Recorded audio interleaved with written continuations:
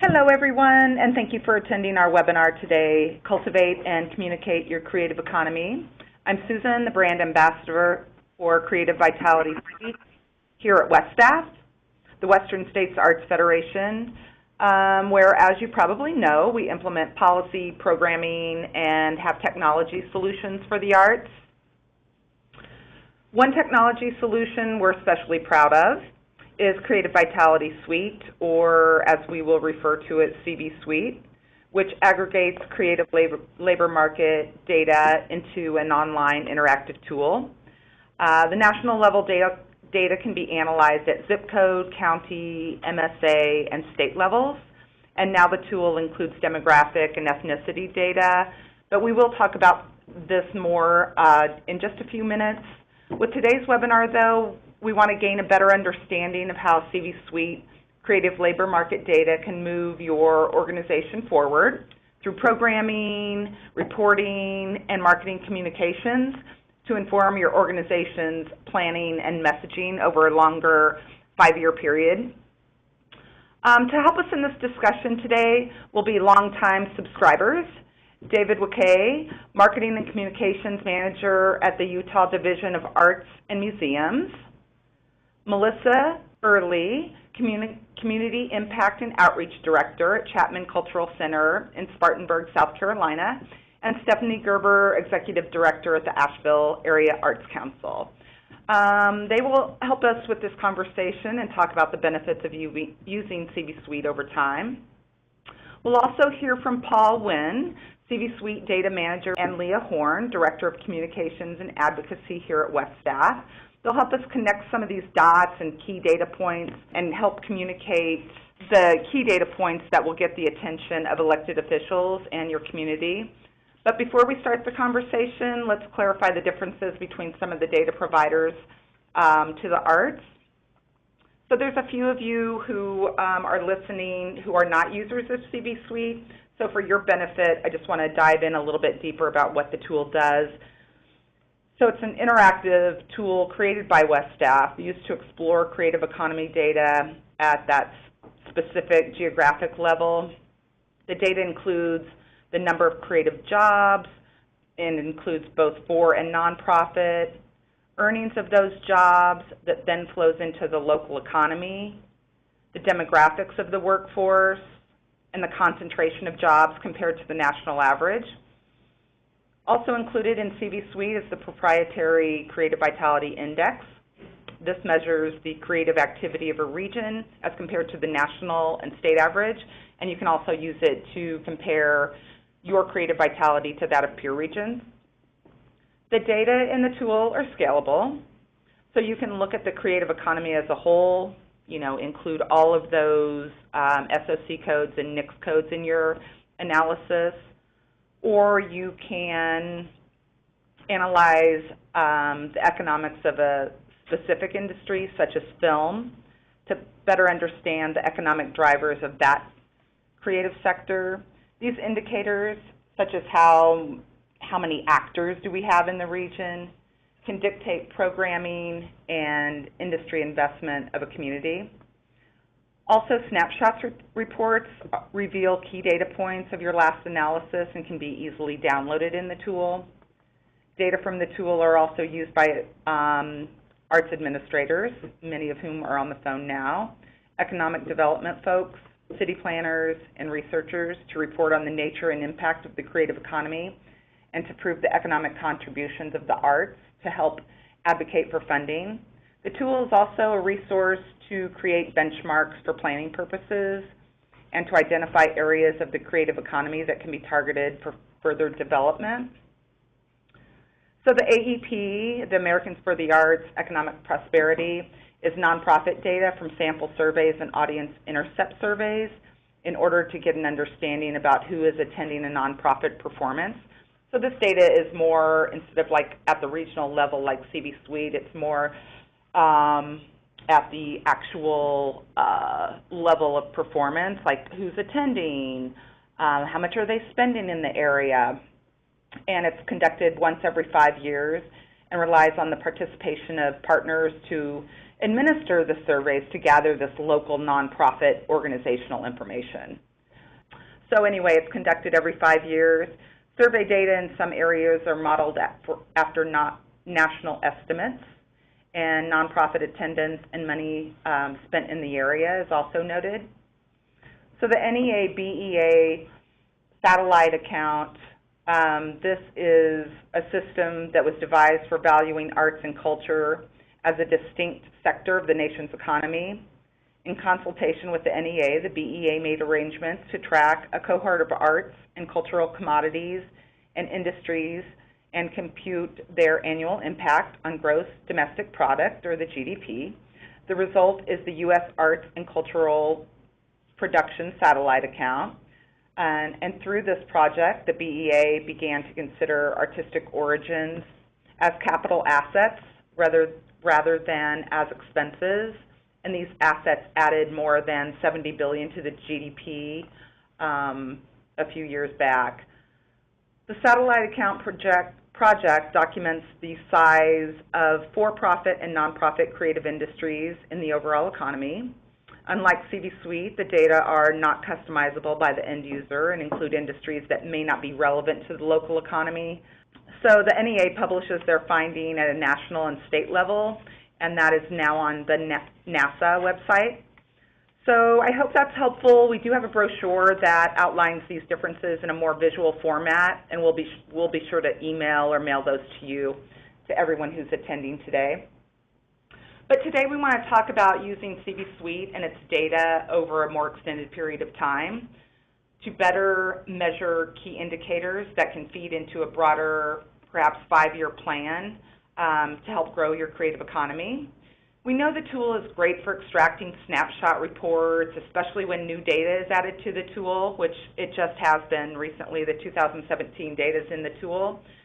But we also want to communicate and give a better understanding of the data the tool can produce, and so you'll get more use out of the tool and use it as it was intended to help document the breadth, value, and growth and the distinctions of an area's creative economy. Cultivating the development of a creative economy is a long-term strategy. It does require planning, research, annual assessment, and the development of a communication plan that can inform and educate community leaders over a period of years. So today we want to provide you with CVSuite's 5-year plan to include key communications, a multi-year approach to measuring, reporting, and sharing the developments of an area's creative economy.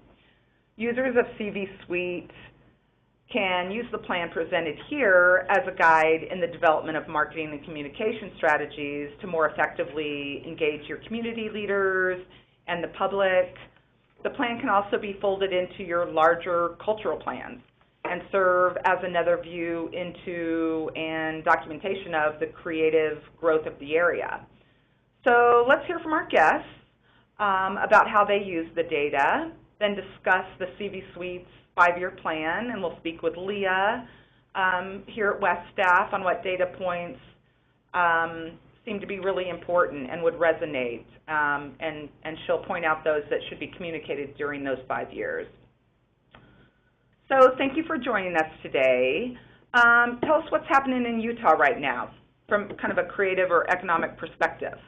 So before I go into that, I just want to preface that our office does, we're actually the state of Utah's cultural agency on the state government level, so we do actually have a responsibility to serve the entire state of Utah. So I'll be coming at it from that sort of perspective, and which does have its challenges, but also its benefits.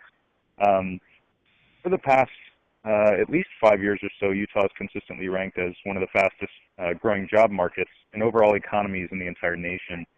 The state's information systems and technology sector is actually one of the largest contributors to this growth, likely due in part to the expansion of the tech sector in Salt Lake City, the Provo area, and Park City, which is collectively known as the Silicon Slopes. It's kind of their branding right now. The information sector added jobs at a 3.4% annual growth rate over the last 5 years. the fastest job growth rate of any state's information sector, actually, which is kind of interesting because you initially think about, Silicon Valley and California and the Northwest, but Utah's information technology sector is actually growing at a very, very fast rate. Across all sectors, employment in Utah grew at an annual rate of 2.7%, which is one of the largest overall employment growth rates of any state in the nation in general. Even beyond the information systems and technology field, more in the creative industries, one of the biggest industries that we see significant growth over the past 5 years is actually in the design industry. And this encompasses architectural design, graphic design, all the way across the board to landscape architect and landscape design. So the design field as a whole has actually seen a significant amount of growth as well in those last 5 years. Wow, that's really interesting. So you've been using CVSuite for, 5 years now? Yeah, roughly about 5 years. And what was your reason for subscribing to the Creative Vitality Suite initially? What did you want the tool to provide? Yeah, like I said, as the state's cultural agency and an agency that has a responsibility to serve everyone across the entire state, we find it helpful to understand the overall makeup of Utah's creative workforce. As the state's cultural agency, we want to have as much information as possible on our industry so we can communicate that information to our constituents, policymakers, and cultural supporters across the state. Initially, we would use the tool more in a passive sense, where we would run the reports that we found useful. We'd post them up on our website, provide them to people attending our Arts Day on the Hill, which is our big advocacy day every year at the legislature. And then every now and then we would promote some of the data via our marketing channels. But it was, again, more kind of on a passive level, learning how to use the tool and how it was useful for our constituents. So how are you currently using CVSuite, and how do you hope to use it in the future? Well, right now, we do tend to use the tool more aggressively in the sense that we want the information to be in the right hands at the right time. What I mean by that is we're striving to provide customized reports for local communities whenever we interact with them to make sure that they have the most up-to-date information to use whenever they see most fit. Furthermore, we want to make sure this information is in the hands of those who are not necessarily the most vocal cultural supporters so they can understand the makeup as well. We really do feel like even though we're the main keepers of the data and the organization that purchases the CVSuite and utilizes a lot of the data, we feel like it's most effective in the hands of our constituents rather than in our own hands. Yeah, absolutely. It's definitely meant to be shared. In a longer term, what's in the future for your data collection? I really want to utilize CVSuite more long-term to build on more meaningful partnerships with other state and local agencies to share data and information. I'd also like to take some of this data and cross-analyze it with other community-level data, other publicly available data like economics, education, housing, that sort of thing, see what correlations they have with each other. Additionally, I think we want to use this data on a departmental level to influence some decision-making for community services and programs. So, again, utilizing this information to work together with communities to help, drive decision-making, that sort of thing. Awesome. So thank you very much for your input. I really appreciate that. We're going to get to a lot of what you talked about here later in our conversation. So our next guest is Melissa Earley from the Chapman Cultural Center in Spartanburg, South Carolina. Welcome, Melissa. Hi. So tell us a bit about the cultural landscape in Spartanburg. What's happening there? We've got a lot happening, especially for a small city. So we're about 40,000 people in the city, but we're a mostly rural county. And I, after talking to a lot of national leaders and just kind of putting my feelers out there, I think that one of the things that seems to impress others about Spartanburg is when I tell them about the collaborative spirit that is happening here. So, for instance, I'm often at the table with people from our Chamber of Commerce and city and county councils. We have 7 higher education schools, colleges, and universities, and so we're just always at the table with the arts, and people generally see the value of the arts here. So that's a great thing. And there's also a tremendous push citywide in all of those sectors to bring more diverse voices and perspectives to the table. So in my line of work, I'm seeing a lot more artists of color. I'm seeing a lot more artists who don't speak English as their native language.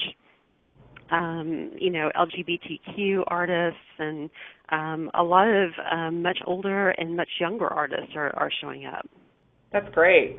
So you've been using CVSuite for about 3 years, is that right? Yeah. And how did you initially use it?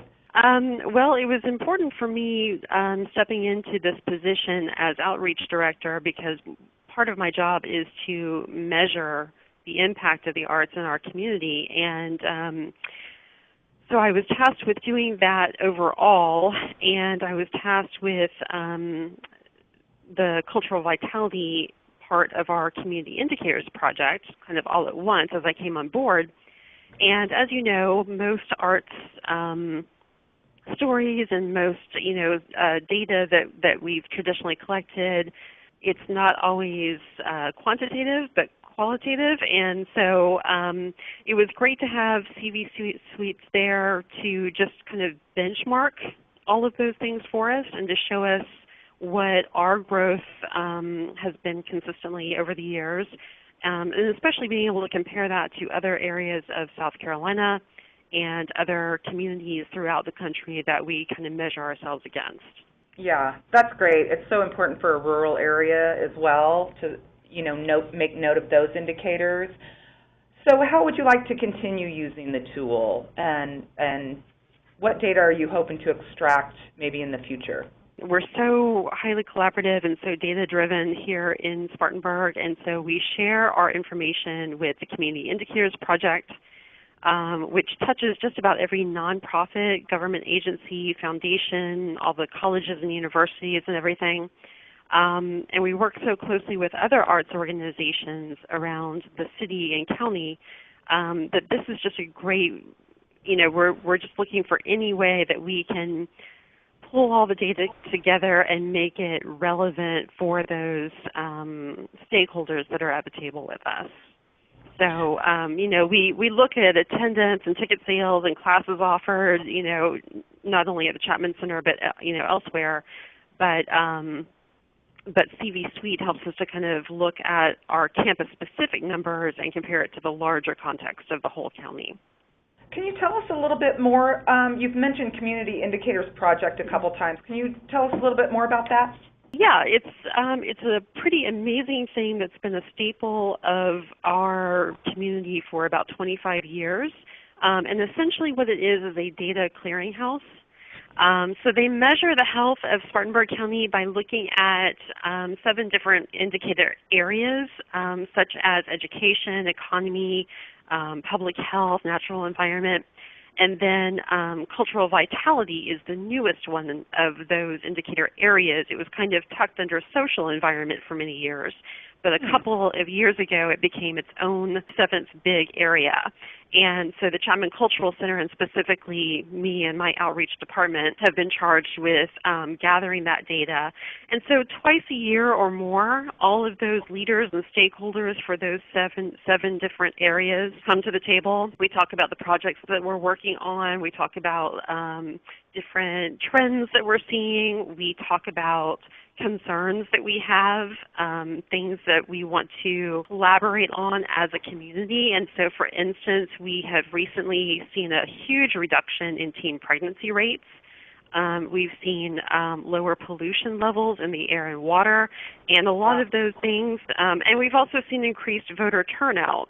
So those are just some examples of things that we talk about together across those different sectors and areas. So, when I'm at the table with these other people, I can suggest local artists and musicians, filmmakers, graphic designers, who can help with these campaigns and awareness raising in general, things that can get people out of their houses and involved in their neighborhoods more. So, CVSuite helps us in showing those consistent data points over time, and really helped me when I was stepping in here to just kind of think about what's important to measure. Where do I even get started on measuring everything? And then another huge part of my job is to find out where the gaps are. So I ask myself constantly, who are we not reaching?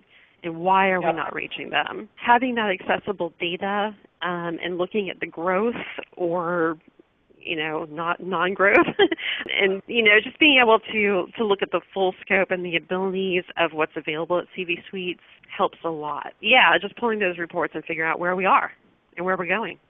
Well, that sounds like a really great project, and I hope that you're, utilizing some of that data in CVSuite for your cultural vitality indexing and measurement.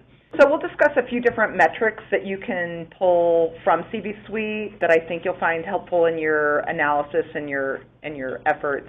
Is there anything, Melissa, in particular that you are continuously communicating?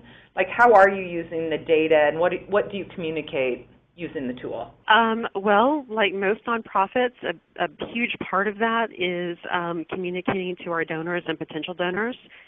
So again, it's a small city of about 40,000 people, but there are 300,000 in our county. But despite those low numbers, we raise about $1 million a year, and we can't do that without having the data to back up the impact that we claim. So that's the biggest thing that we're constantly dwelling on. And who do you generally communicate with? We tell everybody everything all the time. We actually presented the new 2017 data sets, or at least my boss, our CEO, presented to City Council yesterday, and had those data sets in her hand when she was doing the presenting. So we're constantly telling our donors, both corporate and private. Of course, we report lots of information back to the South Carolina Arts Commission, which is our state arts agency. We've got an amazing marketing team here. We're lucky in that aspect, and they have a real knack for getting all of the data sets and creating charts, and they're also very good at getting that qualitative and quantitative information together in a really compelling way. Our development team has those charts and graphs that they can pass along to their established donors, potential donors, whenever we go to the Community Indicators Project or other places around town. I'm be doing a big presentation tomorrow, and it'll be business leaders. So I'll have, we just use that for constant communication. It's on our website. We have handouts. Love it. There are the people like me who are like the art for art's sake people don't need that convincing, but the business-minded people, the economics-minded people, the data-driven people, they absolutely require that we have those facts and figures. Yeah, that's awesome. And data makes for a compelling story, and Leah will help us sift through all that. But we want to thank you so much for being here, Melissa. That was great information. We'll, discuss many of the points you brought up. Thank you so much. So now we'll introduce Stefanie Gerber, Executive Director at the Asheville Area Arts Council. Hi, Stefanie. Hey, hi, Susan. So you're probably the most recent subscriber of our three guests today. I think you've been maybe a year and a half? Yeah, and I don't even think it's been a year and a half yet. Oh, okay. It still seems pretty new. Okay. Yeah. So we hear a lot about Asheville, obviously. What changes have you personally seen in the area? Asheville is really always in the national news as like one of the most favorite places to visit. It's always been a vibrant and beautiful place and attracts artistically minded individuals, and current day life is really no different. We are a small city of like 90,000 people, and our total county population is just over 250,000. But year after year, we continue to see people just moving in by the droves, just because of the beauty of the area and the sort of vibrancy that it's created. You can definitely see the entrepreneurial spirit alive and well, and that's evident in the multitude of creative, individually owned businesses here. For instance, we have this one area in town called the River Arts District where there are over 220 working artist studios and galleries. And this is a really big focus of the area right now because the city is currently redeveloping by investing millions of dollars in that space to create better infrastructure, more outdoor areas to gather, and better wayfinding signage. This has historically been like the industrial area of the city, but artists took it over starting about 20, 30 years ago. So they were working on the same infrastructure from like 100 years ago. So it's definitely been time to update that area. In addition to the visual and crafts arts, our music scene is really huge and actually rivals Nashville. On any given Saturday evening around town, you can go to one of 60 live shows. Employment in the music industry has been growing. It actually grew 52% between 2010 and 2016. And like with all this vibrancy and all this rich artistic heritage and draw, tourism is very large in our region, and we actually have nearly 11 million visitors each year to Asheville. And so they're drawn, you know, to the numerous artist studios, music venues, galleries, and shops. But our food and brewery scene is actually pretty epic as well. We have over 40 breweries, and the majority of restaurants are independent. We definitely don't like chains around here, and they serve up some of the most amazing and decadent fare. But with all of this Are you working for the tourism department as well? I kind of do. Yeah. Is that why you, with all those changes and the vibrancy and the redevelopment, is that why you subscribe to CVSuite? Kind of. I mean, one of the big things is the popularity of Asheville is really driving up the cost of living, which has been extremely difficult for the creative sector. So those individuals, you know, who make this place funky and engaging are really having a hard time affording it. So they're moving outside of the county to more rural areas. Just because that's what is more in line with their budgets, and then they're driving into the city. So one of the reasons we purchased this was to get that data for the affordable housing sort of crisis that we're experiencing. Another one is that in the we've only had access to particular parts of data. So we have the nonprofit sector data from AFTA, we have a music industry, but we really needed to round out the full picture. So that is why we purchased the data, and we did so in partnership with the Asheville Area Chamber of Commerce, Economic Development Coalition, Center for Crafts, City of Asheville, River Arts District's artists, and UNC Asheville, really to have access to this impact information so we can illustrate the impact of our arts in the community. So, you know, one, we can better advocate for funding for the arts to local government. Well, it sounds like you have all the players, you know, on your side and working together. I think that's great. Is there something you want to use the tool for longer term? So right now we're actually using the data on the report in combinations with some other impact studies, including the AFTA data, a music study, as well as a affordable live workspace study. So we're compiling all of this into a joint report so that we can actually have a final printed version to share with our community in January. And then what we're hoping to do is present the findings at a city council and county commission meeting in February, just to get the info in front of local elected officials.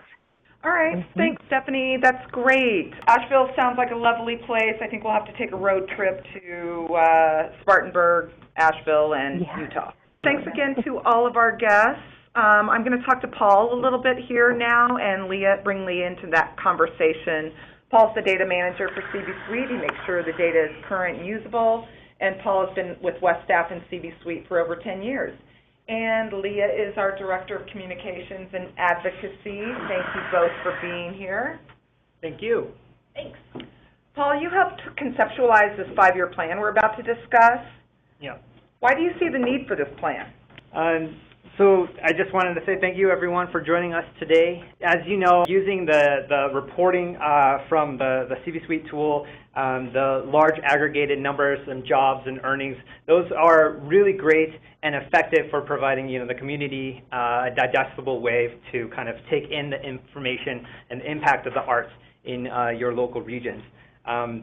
But the reason behind this 5-year plan that we're developing, which we'll probably release here by the end of the year, is to kind of help assist users and data users out there on how to utilize the data long term and how to kind of dig down into some of the data sets to kind of pull out and tease out specific numbers to kind of tie into your qualitative stories that you all are very familiar with in your local regions. So we'll go year by year. In year one, what do you think users should focus on? So the first year really gives your organization a chance to explore the data and identify what makes your region unique. So there's a lot of information in CVSuite which can quickly become overwhelming if you just kind of dig in and try to figure out what to use. So the first year I really suggest focusing on setting up a foundation for your long-term data collecting strategy and working to define your creative economy by starting to select your industry and your occupation codes. This is also a great time to begin examining other peer regions and selecting which regions you're interested in comparing yourself to. These kind of defining these foundational elements is kind of an important quality to kind of benchmark and identify your creative assets within your region. So year one is about selecting those key benchmarking indicators. Those include things such as creative jobs in your region, the industry earnings, the total industry earnings flowing through your economy, what changes have taken place in the last 5 years. So examining those big numbers from the past 5 years as well. CVSuite has data from 2011 to 2017 now. We just recently released 2017 last Thursday. And then another indicator that's worth looking at is definitely your CVI value. This is a great starting indicator to kind of evaluate how your region compares to other creative activity happening at the national level, as well as to those peer regions that you're kind of defining. I also think I kind of see the economy in different levels, and at the bottom, kind of the support tier is going to be your creative industries. These are going to be the foundation of the creative economy in your region. And so one of the data points that we have in CVSuite is called the location quotient, which measures the concentration of your industry jobs within your area compared to the nation. And when looking at that particular measurement, any industry that has a location quotient of a 1.5 value or higher is typically going to be your driving factors in your economy that kind of makes your local economy unique. So these are this particular year is a great time to kind of really investigate your industry data and kind of determine what makes your region unique, and try to figure out if there are other industries also contributing to your economy that you might not have been aware of as well. So CVSuite gives users access to not outside industries, but peripheral creative industries and occupations. So you have also the ability to kind of explore some other industries, secondary creative industries that might be outside of your creative economy definition. Thanks, Paul. Yeah. Some people, may consider tech to be kind of on the fringe, but, actually tech can be very creative. Technology is in CVSuite, and it's really interesting when I give a demo or I just kind of do some searching in the tool. I'll see Austin, Nashville, Denver, places like that have an average of up to a 15% 3-year increase in some of these tech occupations. So with the new 2017 data, any current users out there, I'd advise you to look at your 3-year changes in your occupations and see what's really growing. If you're looking at tech, an increase in these workers could mean that you're attracting a younger demographic to your region, and that generally equates to more vibrancy and greater economic impact in your economy. So, Leah, what do you see as the main communication points in year one? Thanks, Susan. So in terms of communications, by benchmarking in year one, you're really making note of the key indicators, so jobs, earnings, assets, and hopefully also growth in that area. And then you're comparing strides made to the past 3 to 5 years. So this is just going to help you begin to understand your growth trajectory. Job numbers, obviously, as you all know, are really key in terms of gaining the ear of elected officials and decision makers as well, because they really want to understand how these issues or whatever policy you're presenting relates to their constituents back home. So if you can communicate a growth trajectory, all the better, really. So definitely talk about your growth. Share this with the community in your communications in this first year. That'll really help you to build partnerships, and it'll also help you with potential donors. Also, in addition to the quantitative, I really can't stress this enough, it's really important to have a narrative. So it's crucial when you're meeting with elected officials, particularly that you make it a personal issue. You really need to make it relevant to that particular elected official's district or state. They're more concerned with how they're going to talk about these stories in their local newspaper or how it's going to affect their voter support for the next election. So communicating these really strong economic indicators are important, but you also have to make sure that you personalize it. Thanks, Leah. And Paul, what data from CVSuite do you advise as a focus in year 2? Before we move to year 2, I just want to remind users that you should continue to track and report on the benchmarks identified in year 1 throughout the entire process. Those are important benchmarks to continually track statistics every year. These benchmarks will give you a deeper understanding of the ebbs and flows of your local economy. This progress is one thing that can be communicated on your website as well as in your messaging to your board, donors, and other partners. So in year 2, I suggest really understanding your creative workforce and the concentration of occupations compared to the peer regions and the national average. So similar to how we use location quotient to measure the pillar industries in your economy, we can also use the location quotient to measure the concentration of workers as well, based on your creative occupations. So the location quotient, as I mentioned earlier, it's available in the Excel download reports.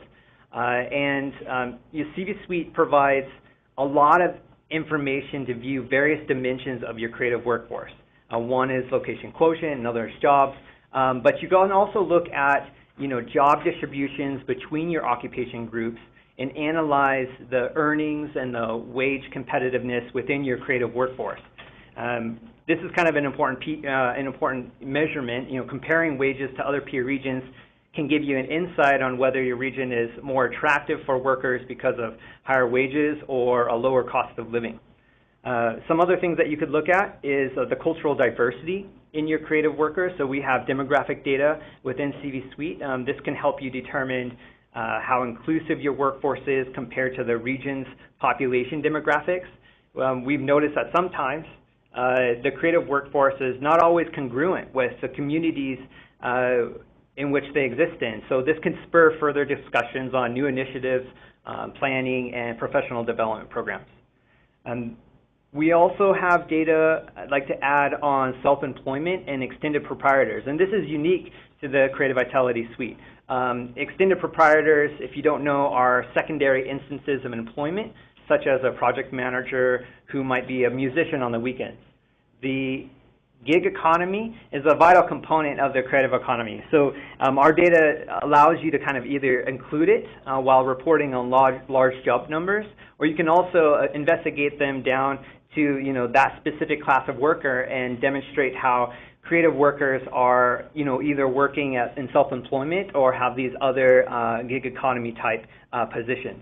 It's really interesting to monitor the changes in way people are working now. So we're on year 2. We're going to continue with that, go through the 5 years. We may not have time for Q&A at the end, but we'll follow up. What messaging are you pulling out of that? So in year 2, you're really just starting to pull back the layers and get a deeper understanding of your region's identity, really. So it's about communicating ultimately what makes you unique, right? So work to keep the uniqueness and grow your economy accordingly. You check your location quotient and find that music is your thing, potentially, right? Then you want to shout that out for sure. Another example I think of when I think about that is, like, if weird is your thing, right? Keep Austin weird. It's clearly like a call for residents to support local businesses and artisans, all things indie, and to sort of say, no to big corporations or whoever that they think might be co-opting their particularly unique brand or their authenticity, their hipsterness, whatever that uniqueness might be, right? So you really have to understand the creative assets and creative history of an area to make a statement like that. So get your community, donors, potential partners excited and amped about what your region could really become. And this knowledge of your creative assets can lead to programming and implementation of something, for example, like I mentioned before, like maybe a music district. Oh, thank you. That's great. So, yeah, I think a regional arts organization could really implement some strategic planning by knowing some of the data points you mentioned, like know your assets, know your talent in the region. What we mean, obviously, is the concentration of people employed by creative occupations and build some programming around that. And know your cultural diversity or lack thereof and make strides to be more inclusive. Okay, Paul, what about year 3? Year 3 is a good time to review and consider the strategies that other communities are using to build their creative economies. So this can provide insights into a creative economy's future growth and trajectory. So you can then strategize ways to bolster shrinking or declining industries. You can increase workforce demand or continue to plan for programming to support growth across the region. So understanding where your region is growing can set the stage for how your organization plans to support this growth. So this is a good time to take a hard look at where you are and if your current strategies are working. And if you see an industry in decline, you can kind of set a path to correct that or move in a positive direction. So it's a good time to look in the mirror and implement change where needed. Leah? Yeah, so your goal here is just to keep your community and partners and obviously potential funders really excited, even if you potentially need to change trajectory here. So in this review and comparison stage, I would suggest highlighting where you're outpacing your peers' creative economy. Keeping your eye on your Creative Vitality Index will help you. It'll give you that high-level overview of how your region compares to your peers, and that, again, will help to inform your communications. Also, since your goal has been to nurture and retain talent in your community to bolster your economy, be sure to feature some of this talent in your region in that qualitative communications piece again. So like back to storytelling, right? Use the data to inform this narrative. Great. Thank you so much. So Paul, we're in year 4. How do you suggest we proceed with the data? Year 4, I think it's a great time to focus on your nonprofit impact. Nonprofit arts organizations can be a significant force within the creative sector. So during the 4th year, your organization can focus on characteristics of your nonprofit establishment and illustrate how arts organizations are contributing to the development of the broader creative economy. One thing that you can look at is assessing the contributions and gifts revenues can give you an insight into the support of local nonprofit arts are receiving. And if they are stagnant or there's little growth, that can kind of provide you an insight into maybe providing additional advocacy efforts to demonstrate the value of nonprofit arts in that region to kind of see if you can boost up that contribution gifts in the area. But too, what we also find interesting is the distribution of nonprofit organization types. So does your region have a strong museum presence or a variety of performing arts venues? So looking at your nonprofit sector from a historical perspective and assessing how nonprofits have grown is an important knowledge when assessing programming and services within your organization, services that you provide for nonprofits in the region. Yeah, I think it's interesting to have like the race and ethnicity data there as well, so you can really understand who's living in your region and perhaps have programming catered to them. What are your marketing communications there? Yeah, so I kind of like this idea of understanding the nonprofit impact in these more economically depressed areas potentially. So if you're documenting the contributions of nonprofit entities, make to these more economically distressed areas, then you might be examining a rural economy, how cultural nonprofits help impact that economy over time. And I think that's a really interesting story actually, because arts and economic impact theories have been built and tested pretty much exclusively in urban environments.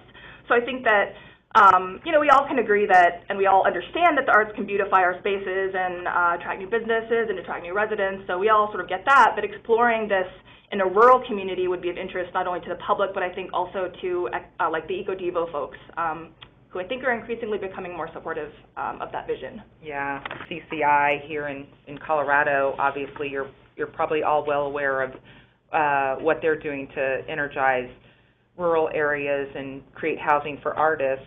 So great idea here, you guys. I love it. So we're going on year 5, Paul. What are we wrapping up in year 5? Right. So year 5 is a way to just evaluate your growth and successes and challenges over the last 5 years. and basically to reevaluate all those indicators that we identified at the beginning, as well as new ones that we might have included during the middle. And basically just assessing all those efforts. Compare current economic indicators related to jobs, wages, and those location quotients, including information about the Creative Vitality Index, seeing where that has changed in the last 5 years. And then also identifying successful and challenging creative economy initiatives undertaken during the last 5 years is great as well.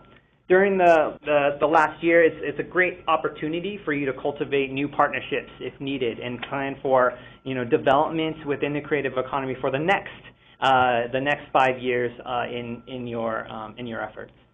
Thanks, Paul. So good overview on how one can use the data in CVSuite over time. The tool is certainly more robust for more than just pulling snapshot reports, which we're all very accustomed to. Leah, what's your communication strategy in year 5? Yeah, so just reiterate where you started out, what your goals were, and then communicate all of the strides that you made along the way in those past 5 years. So it's a time to really recognize the hard work of all the people that helped to make that happen, and then be sure to mention by name those key contributors, partners, funders, all those folks. And also acknowledge just briefly the work that there is yet to be done, so that when the time comes you can reveal a new exciting plan and new exciting goals. Great. So thanks, Leah, thanks, Paul, and thank you to our guests. Just to note that this is just a suggestion on how to use the data over time. You may have your own data needs and timelines, but we hope it was helpful. And if anyone needs a review of this, it will be on our website. But also, if you have questions for anybody today, we can funnel those to our guests. But also, you can just contact us at CVSuite@weststaff.org. We'll be formalizing this 5-year plan, and we'll send it out to everybody who attended today. So we were going to take a couple questions, but I don't think we have time. So I just want to say thanks again to everybody, and please just contact us at CVSuite@weststaff.org with any questions. Have a great day. Thank you, everyone.